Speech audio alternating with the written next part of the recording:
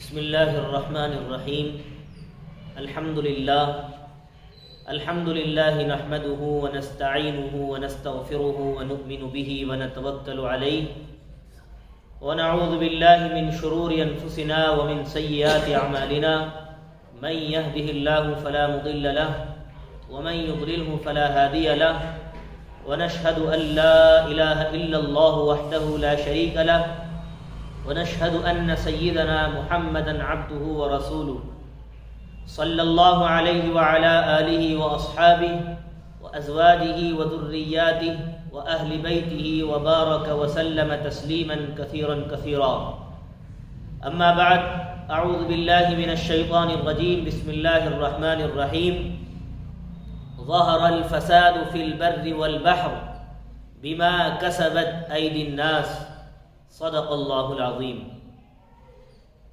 وقال الله تبارك وتعالى: ولو أن أهل القرى آمنوا واتقوا لفتحنا عليهم بركات من السماء.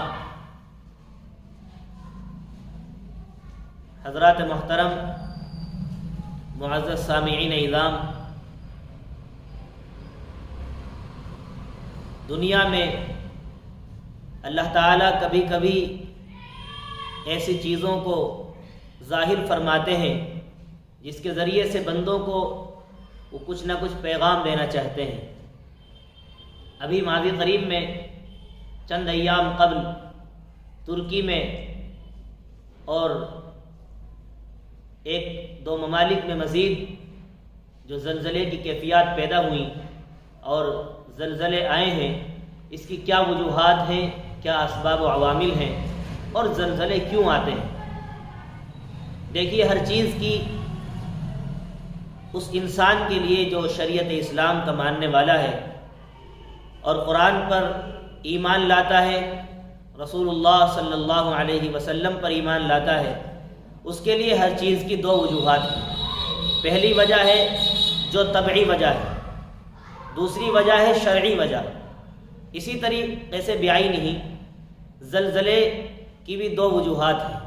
ایک وجہ وہ ہے جس کو سائنس بیان کرتی ہے، یعنی دنیاوی اعتبار سے اس کی کیا وجوہات ہیں، اور دوسری جو اس کی وجوہات ہیں وہ ہیں شریعت کے اعتبار سے. طبعی جو وجوہات ہیں، عام طور سے جب ہم سائنس کی روشنی میں جائزہ لیتے ہیں اس بات کا کہ زلزلے کیوں آتے ہیں، تو معلوم ہوتا ہے کہ زمین کے اندر آگ موجود ہے، اور جتنی گہرائی میں ہم جائیں گے اس کی حدت اور تیزی مزید بڑھتی چلی جائے گی. اسی طریقے سے اللہ تعالیٰ کبھی کبھی زمین کو جھٹکا دیتے ہیں اور زمین ہلتی ہے تو پھر دنیا کے اندر زلزلے آتے ہیں. سائنس اتنی زیادہ ترقی یافتہ ہونے کے باوجود اور دنیا میں ٹیکنالوجی اتنی زیادہ ترقی پانے کے باوجود یہ تو بتا سکتی ہے کہ زلزلہ کب آئے گا، مگر آج تک یہ نہیں بتا سکی کہ زلزلہ نقصان کتنا پہنچائے گا. اللہ تعالیٰ کی طرف سے شرعی کیا وجہ ہے زلزلے آنے کی، اس سلسلے میں ہمیں قرآن و حدیث کے اندر رہنمائی ملتی ہے. اللہ تعالیٰ جب ناراض ہوتے ہیں بندوں کے اعمال سے تو دنیا کے اندر زلزلے آتے ہیں. جیسا کہ میں نے آیت کریمہ پڑھی: ظہر الفساد فی البر والبحر بما کسبت ایدی الناس. دنیا میں جو کچھ فساد ظاہر ہوتا ہے وہ انسان کی اپنے ہاتھوں کی کمائی کی وجہ سے ہوتا ہے. جیسے انسان کے اعمال ہیں، اللہ تعالیٰ اسی کے مطابق بندوں کے ساتھ فیصلہ فرماتے ہیں. اس کو کسی کہنے والے نے یوں بھی کہا ہے، اس کو شعری جامہ پہنایا تو کسی کہنے والے نے کہا، جب کہا میں نے یا اللہ تو میرا حال دیکھ.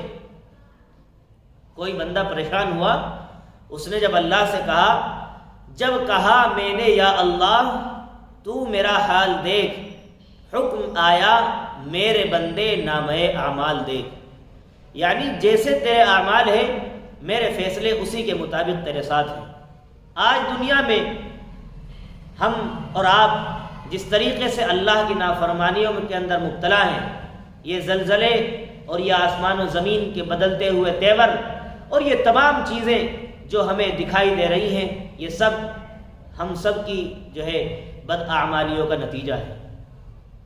اللہ تعالیٰ قرآن کریم میں فرماتے ہیں وَلَوْ أَنَّ أَهْلَ الْقُرَىٰ آمَنُوا وَاتَّقَوْا لَفَتَحْنَا عَلَيْهِمْ بَرَكَاتٍ مِّنَ السَّمَاءِ وَالْأَرْضِ وَلَٰكِن كَذَّبُوا فَأَخَذْنَاهُمْ بِمَا كَانُوا يَكْسِبُونَ۔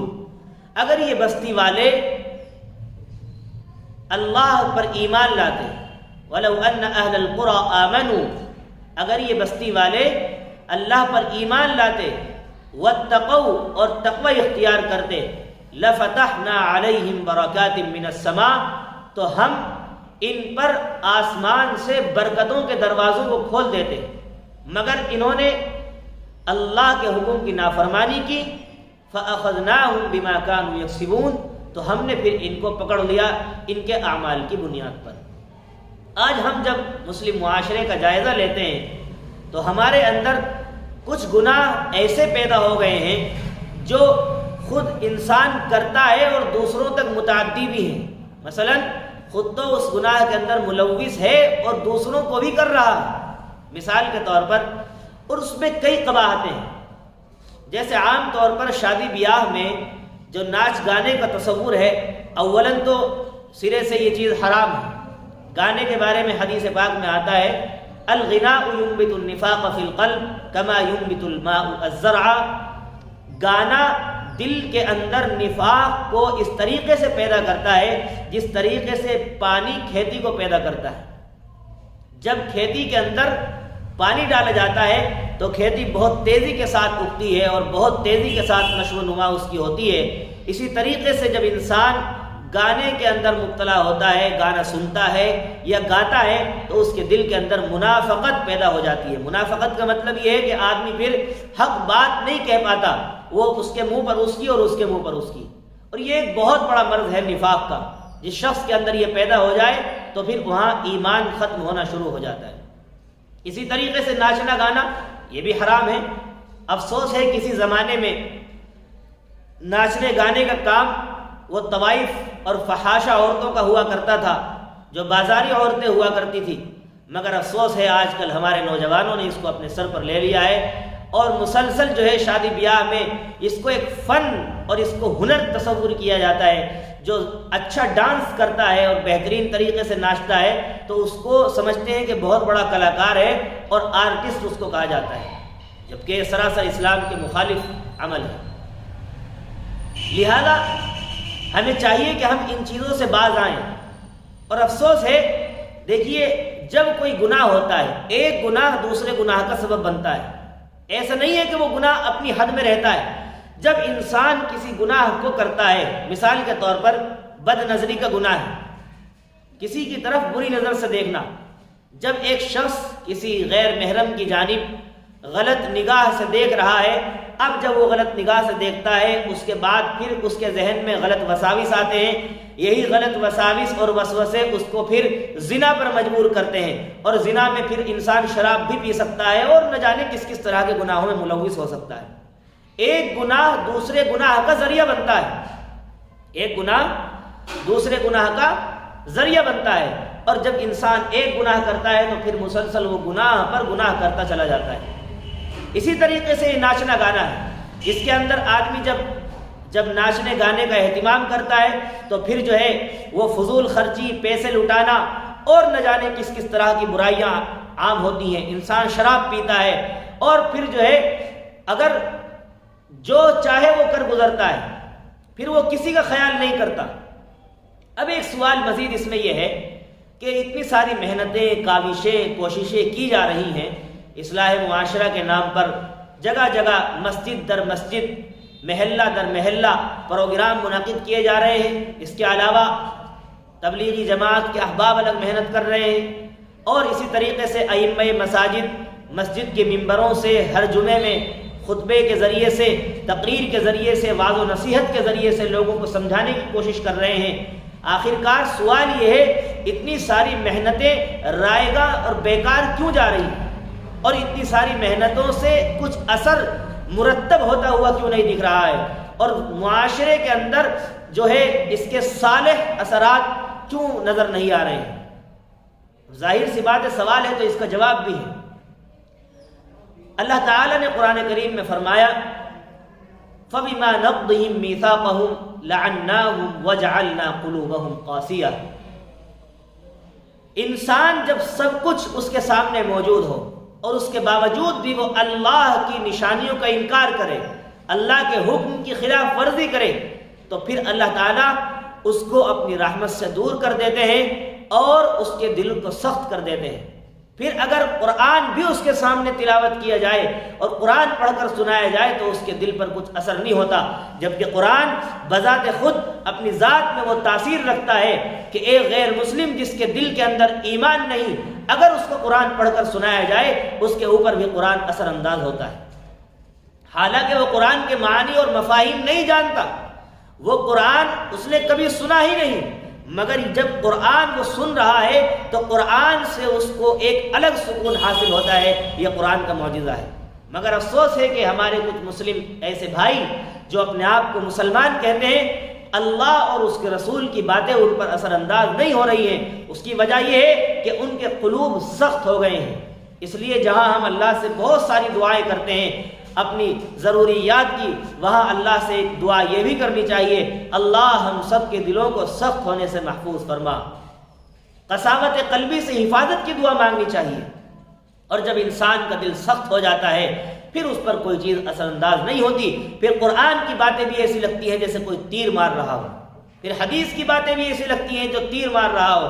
اور یاد رکھیے، اللہ اور اس کے رسول کی باتوں سے جو انسان اعراض کرتا ہے، اگنور کرتا ہے، انسنا کرتا ہے اور اس کو اہمیت نہیں دیتا، اللہ تعالیٰ نے اس کے لیے 2 عذاب متعین فرمائے ہیں۔ اللہ تعالیٰ قرآن میں کہتے ہیں وَمَنْ أَعْرَضَ عَنْ ذِكْرِي فَإِنَّ لَهُ مَعِيشَةً ضَنْكًا وَنَحْشُرُهُ يَوْمَ الْقِيَامَةِ أَعْمَى قَالَ رَبِّ لِمَ حَشَرْتَنِي أَعْمَى وَقَدْ كُنْتُ بَصِيرًا قَالَ كَذَلِكَ أَتَتْكَ آيَاتُنَا فَنَسِيتَهَا وَكَذَلِكَ الْيَوْمَ تُنسَى۔ اللہ کہتے ہیں جو میرے ذکر سے اعراض کرتا ہے، میری بات کو اگنور کرتا ہے، میری بات کو انسنا کرتا ہے، اہمیت نہیں دیتا، میری بات کا مطلب یہی ہے اللہ کی بات۔ اب اللہ تعالیٰ زمین پر بذات خود تو نازل نہیں ہوں گے آپ کو کچھ پیغام دینے کے لیے، اللہ نے اپنے رسول کو بھیجا۔ اب رسول دنیا سے جب تشریف لے گئے تو پھر آپ کے وارثین جو علماء ہیں، یعنی انبیاء کے وارث کون ہیں؟ علماء ہیں۔ علماء جو بات بتائیں گے وہ نبی اور اللہ کی بات بتائیں گے، گویا کہ ان کی زبان سے نکلی ہوئی بات وہ اللہ کی بات ہے۔ اس لیے اللہ کہتے ہیں وَمَنْ أَعْرَضَ عَنْ ذِكْرِي فَإِنَّ لَهُ مَعِيشَةً ضَنْكًا، جو میری بات سے اعراض کرتا ہے، اگنور کرتا ہے، انسنا کرتا ہے، اہمیت نہیں دیتا، اس کے لیے دنیاوی عذاب یہ ہے میں اس کی زندگی کا چین و سکون چھین لیتا ہوں، میں اس کی زندگی کا چین و سکون چھین لیتا ہوں۔ پھر اگرچہ اس کے پاس بہت اچھی بلڈنگ بھی ہے، بہت اچھا بیڈ روم بھی ہے اور بہترین قالین اور گدے ہیں، لیکن اس کے باوجود چین کی نیند اس کو حاصل نہیں ہو سکتی۔ اس کے پاس بزنس ہے، مال ہے، دولت ہے، اولاد ہے، عہدہ ہے، سب کچھ ہے، مگر اس کے باوجود زندگی کا چین و سکون ختم ہو جاتا ہے۔ اور جس کے چین و سکون کو اللہ چھین لے، دنیا کی ساری طاقتیں مل کر اس کو چین و سکون فراہم نہیں کر سکتی۔ اور دوسرا عذاب، اللہ قیامت میں ایسے شخص کو اندھا بنا کر اٹھائیں گے۔ وَمَنْ أَعْرَضَ عَنْ ذِكْرِي فَإِنَّ لَهُ مَعِيشَةً ضَنْكًا وَنَحْشُرُهُ يَوْمَ الْقِيَامَةِ أَعْمَى، ہم قیامت کے دن اس کو اندھا بنا کر اٹھائیں گے۔ اب جب وہ قیامت میں اندھا بن کر اٹھے گا تو وہ اللہ سے کہے گا قَالَ رَبِّ لِمَ حَشَرْتَنِي أَعْمَى، اے اللہ تو نے مجھے اندھا بنا کر کیوں اٹھایا؟ جبکہ میں دنیا میں تھا تو مجھے دکھائی دیتا تھا۔ وَقَدْ كُنْتُ بَصِيرًا، اللہ کہیں گے قَالَ كَذَلِكَ أَتَتْكَ آيَاتُنَا فَنَسِيتَهَا وَكَذَلِكَ الْيَوْمَ تُنسَى، دنیا میں تو نے ہمیں بھلا دیا، آج ہم تجھے بھلا دیں گے۔ اب مجھے بتائیے، دنیا کا عذاب تو خیر عذاب، کیسے بھی دنیا کی زندگی گزر جانی ہے، لیکن آخرت کے عذاب سے کیسے بچیں گے؟ وہاں اللہ کی بات، اللہ کا عذاب جب ہم پر مسلط کیا جائے گا تو پھر ہم جو ہے اس وقت افسوس کریں گے، کف افسوس ملیں گے اور یہ تمنا کریں گے کاش ہم جب دنیا میں تھے اس وقت صحیح عمل کرتے تو ہم جو ہے اس عذاب سے بچ جاتے۔ میں اپنے نوجوانوں سے خصوصاً یہ گزارش کروں گا انتہائی ادب کے ساتھ، احترام کے ساتھ، نوجوان امت کی ریڑھ کی ہڈی ہے، امت کا اصل سرمایہ نوجوان ہے۔ جب نوجوان بگڑتا ہے تو سارا معاشرہ بگڑ جاتا ہے۔ بڑوں کا کام کیا ہے؟ بڑوں کا کام ہے سرپرستی کرنا، ذمہ داری دکھانا اور دیکھ بھال کرنا، یہ بڑوں کا کام ہے، کیونکہ ان کے جو قوا ہیں، ان کے اعضاء ہیں، ان میں وہ طاقت نہیں رہتی کہ وہ نوجوانوں کا کام کر سکے، اس لیے ان کے پاس تجربہ ہوتا ہے۔ بزرگوں کا کام، بڑوں کا کام یہ ہے کہ وہ نوجوانوں کی، چھوٹوں کی سرپرستی کریں، اور نوجوانوں کا کام یہ ہے کہ وہ اپنے بڑوں کی بات کو توجہ کے ساتھ سنیں اور اس پر عمل کریں۔ آج افسوس یہ ہے کہ نوجوان اپنی غفلت کے اندر اتنا زیادہ مگن ہے کہ اسے کسی کی بات کی پرواہ نہیں ہے۔ اگر اس کا باپ بھی اس سے کہتا ہے یہ ڈی جے بند کر دو تو اس کی بات بھی اس پر کوئی اثر انداز نہیں ہوتی۔ پتہ چلا کہ اس کا دل سخت ہو گیا ہے، اور جب دل سخت ہو جائے تو پھر اس پر کچھ نہیں ہوتا۔ جیسا کہ دل ایک صاف ٹکڑا ہوتا ہے، جب انسان گناہ کرتا ہے اس پر ایک سیاہ دھبا لگ جاتا ہے، اور دھبے لگتے جب انسان مسلسل گناہ کے اندر مصروف رہتا ہے پھر وہ دل سیاہ ہو جاتا ہے، اب اس پر نیکی کی بات اثر انداز نہیں ہوتی۔ اور دلوں کو صاف کیجئے، دلوں کو پاک کیجئے، دلوں کی صفائی کا اہتمام کیجئے، کیونکہ دل اللہ کا گھر ہے، رحمان کا بسیرا ہے، اور اللہ تعالیٰ انسانی وجود کے اندر جہاں تشریف لاتے ہیں وہ انسان کا دل ہے۔ اور ایک مثال حضرت پیر فقیر ذوالفقار نقشبندی دامت برکاتہم العالیہ مثال دیتے ہیں کہ دودھیا ہوتا ہے، دودھیا جب اس کے پاس کوئی انسان دودھ لینے جاتا ہے تو وہ گندے برتن میں دودھ نہیں دیتا، گندے برتن میں دودھ نہیں دیتا، جبکہ وہ ایک عام انسان ہے، وہ گندے برتن میں دودھ نہیں دے رہا ہے، وہ رب العالمین جو ہم سب کا پالنہار ہے، ہم سب کا خالق و مالک ہے، ہمارے اس گندے دل کے اندر اپنا نور کیسے دے سکتا ہے؟ ہمارے اس دل میں، اس گندے دل کے اندر اپنا نور کیسے ڈال سکتا ہے؟ اس لیے اللہ مہمان ہے، وہ ہمارے دل میں آتے ہیں، یہاں آنے والے ہیں، تو پھر ہم میزبان ہیں، ہمیں چاہیے، میزبان کی ذمہ داری یہ ہوتی ہے جب کوئی مہمان اس کے گھر میں آتا ہے وہ اپنے دل کی صفائی کرتا ہے، وہ اپنے گھر کی صفائی کرتا ہے اور تمام چیزوں کا اہتمام کرتا ہے۔ ہمارے دل میں آنے والے مہمان اللہ ہیں، اس لیے ہمیں اپنے قلوب کی صفائی کرنی چاہیے تاکہ اللہ کا بسیرا ہمارا دل ہو سکے اور اللہ کا گھر ہمارا دل بن سکے۔ اپنے دلوں کو صاف کیجئے، اور میں نے عرض کیا کہ جہاں ہم بہت ساری دعائیں مانگتے ہیں وہاں ایک دعا اللہ سے یہ بھی کریں، اللہ ہم سب کے دلوں کو سخت ہونے سے محفوظ فرما، یعنی قساوت قلبی سے حفاظت کی دعا مانگنی چاہیے۔ اپنے دلوں کو نرم رکھیے۔ علماء جو آپ کو رہنمائی دے رہے ہیں، آپ کو باتیں بتا رہے ہیں، ان کا شکر کیجئے، احسان مانیے اور اس کے مطابق عمل کی کوشش کیجئے۔ اور خوب یاد رکھیے، جو انسان عمل کرتا ہے اپنے لیے کرتا ہے، اور جو انسان عمل نہیں کرتا وہ اپنے لیے جو ہے آگے کے لیے راہیں خراب کر رہا ہے۔ جو انسان اچھا کام کرے گا وہ اپنے لیے کرے گا، اور برا کرے گا وہ بھی اپنے لیے کرے گا۔ اس لیے میری خاص طور پر نوجوانوں سے گزارش ہے، غفلت کی زندگی سے باہر آئیے، اور یہ ناچ گانا، یہ جن چیزوں کو میرے مصطفیٰ نے حرام قرار دیا ہے، آپ کیسے امتی ہیں نبی کے، اور آپ کی کہاں چلی گئی وہ غیرت و حمیت کہ آپ ایک طرف نبی کے امتی ہونے کا دعویٰ کر رہے ہیں اور اپنے آپ کو نبی کا عاشق کہتے ہیں، مگر جہاں خوشی کا موقع آیا آپ ڈی جے کے اندر گانے بجانوں میں ایسے مست ہو جاتے ہیں کہ پھر آپ کو کسی چیز کی پرواہ نہیں رہتی۔ کیوں بھول جاتے ہیں آپ کہ جس وقت آپ ڈی جے کے سامنے ناچ رہے ہیں اور آپ گانے بجانے کے اندر مصروف ہیں، اس وقت بھی وہ رب العالمین آپ کو دیکھ رہا ہے، اس وقت بھی وہ رب العالمین آپ کو دیکھ رہا ہے۔ اور ایک بات مزید یہ ہے کہ اللہ کے نبی صلی اللہ علیہ وسلم سے زیادہ اس دنیا کے اندر کوئی متقی، پرہیزگار، آپ سے زیادہ علم رکھنے والا، مخلص کوئی نہیں ہو سکتا، آپ سے زیادہ کوئی نہیں ہو سکتا۔ مگر جب ابو جہل کو آپ نے اسلام کی دعوت دی تو قبول نہیں کی دعوت کو، جبکہ مٹھی کے اندر جو کنکری تھی اس نے خود آپ کی گواہی دی اور کہا کہ آپ اللہ کے سچے رسول ہیں۔ اتنا سب کچھ دیکھنے کے بعد بھی اب ابو جہل نے ایمان قبول نہیں کیا۔ پتہ چلا وہ ہٹ دھرمی کا اظہار کر رہا تھا اور اپنی ہٹ دھرمی دکھا رہا تھا، اللہ نے اس کو اپنی رحمت سے دور کیا، اس پر لعنت بھیجی اور اس کے دل کو سخت کر دیا۔ اس کا ہرگز کوئی یہ مطلب نہ سمجھے کہ دل اللہ تعالیٰ اپنی طرف سے سخت کرتے ہیں، نہیں نہیں نہیں، بندہ جیسے اعمال کرتا ہے اسی کے مطابق اس کے ساتھ فیصلے ہوتے ہیں، اور اس کا دل جب سخت ہو جاتا ہے تو پھر اس پر کسی کی بات اثر انداز نہیں ہوتی، حتیٰ کہ اس مہربان باپ کی بات کا بھی اثر نہیں ہوتا جس نے اس کو بچپن سے لے کر اب جوانی تک اس کی پرورش کی ہے، ساری باتوں کا اس کا انتظام کیا ہے، اہتمام کیا ہے اور اس کی دیکھ بھال کی ہے، اس کو بچپن سے لے کر اب تک بڑا کیا ہے، اس کی اچھی تعلیم و تربیت کی ہے، اس باپ کی بات کا بھی اثر اس پر نہیں ہوتا، پتہ چلا کہ اس کا دل سخت ہو گیا ہے، اور یہ قرب قیامت کی علامت ہے۔ آج کل میں نے جیسا کہ عرض کیا کہ ناچنے گانے کو ایک فن اور اس کو ایک ہنر تصور کیا جا رہا ہے، اس کو ایک کلا آرٹ تصور کیا جا رہا ہے، جبکہ یہ قیامت کی علامتوں میں سے ہے کہ ناچنے گانے والے لوگوں کو اہمیت دی جائے گی، ناچنے گانے والے لوگوں کو اہمیت دی جائے گی۔